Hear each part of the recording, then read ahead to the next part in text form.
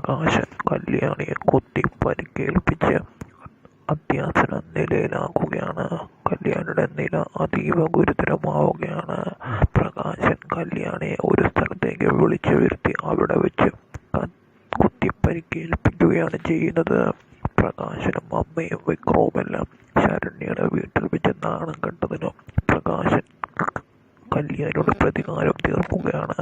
സ്വന്തം മകളാണെന്ന് പോലും ചിന്തിക്കാതെ കുത്തി പരിക്കേൽപ്പിച്ച് കിടന്നു. എന്നിട്ട് പ്രകാശൻ ഓടി രക്ഷപ്പെടുന്നു.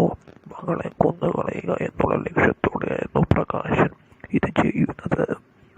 അവളെ മുൻപിൽ തോറ്റുപോയതിൻ്റെ വൈരാഗ്യവും പകയും ദേഷ്യവുമെല്ലാം പ്രകാശൻ അവിടെ തീർക്കുകയാണ്.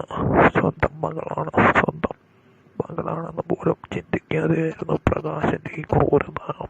കല്യാണി ആശുപത്രിയിൽ ഗുരുതര നിലയിൽ മരണത്തോടും മല്ലടിച്ചു കിടന്നു.